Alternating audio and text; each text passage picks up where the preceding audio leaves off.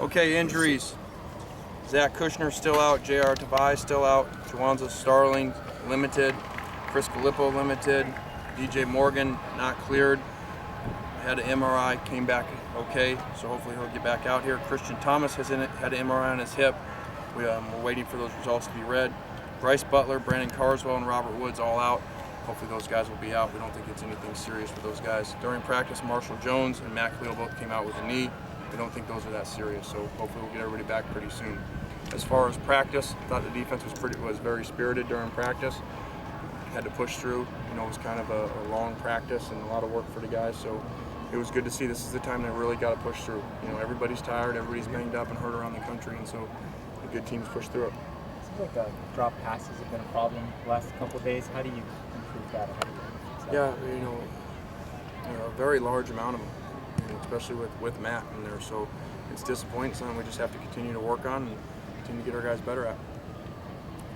DJ Morgan, is it the same knee that was surgically repaired? Or? Yes, it was the same knee. And so obviously we were very safe with it and think that it won't be an issue. Any closer to resolution on Armstead? No, you know, just continuing to, you know, wait for them to give us the information on it, and so he can still run around and do stuff, but they've not cleared him to have physical contact. You had said the other day that you were within 24 hours of knowing what was going on with Marquise Ambles. What's happening? Yeah, we're focusing on the guys that are out here, and we're just trying to figure out, you know, what's the best plan with Marquise. And so he has been ruled academically ineligible to compete next year, and so we've got to sit down and figure it out. But we're trying to focus on our guys that are out here first. Is there a possibility that he can redshirt and stay here? If he were to stay, that's what would happen. You know, he could redshirt and stay and work through to become eligible again. Will that be his decision to stay or yours? I don't know. We're going to sit down and talk about it, and it'll be a group decision. Curtis McNeil, he's okay? Curtis is doing good, and so you know, came out here, went through a lot of the stuff, not quite everything, but he's fine. After reviewing the scrimmage video, any closer on the safety, or actually the cornerback spot opposite Kel? Torrin Harris played very well, made some plays and played really well. Fortunately, didn't practice very well today, so we're still got to figure that thing out. And Demetrius not being in there, he's back now, which is good to see. He looks great out here. Juwanza's with no contact, so it really didn't help us all that much. Drew McAllister played well though, which is good to see. Was the offensive line better or worse, or about the same as what you thought initially? About the same, very inconsistent. You know, same thing, two guys playing at a high level, one guy playing all right, and nobody else really showing up. So something we got to work on, and you know, just a reminder that game 3, we're gonna have to play even more plays with those guys. You know, and probably even do more live cutting even too. You know, to make sure that we're ready. Will Walker start at guard in a game this year? We don't. Same thing as normal. You know, when we don't have it, we don't decide. We just keep rotating them in, and so we'll figure it out by the opener. Junior Palme he's in? Yeah, Junior Palme's been cleared.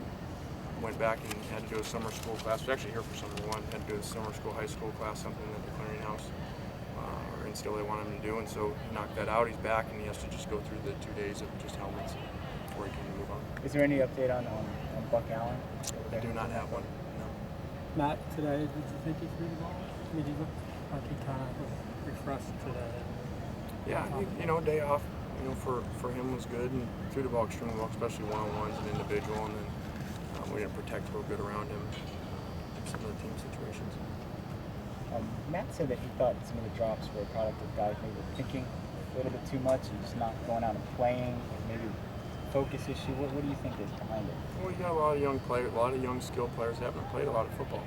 And so when you go out, especially when you put them in that environment, the Coliseum, and we try to make it with music and, you know, as game-like as we can, building up to it, that's what happens. And so hopefully that we're getting out of our system now and we're getting used to being in that environment, so when we go in there for real, we'll be more productive.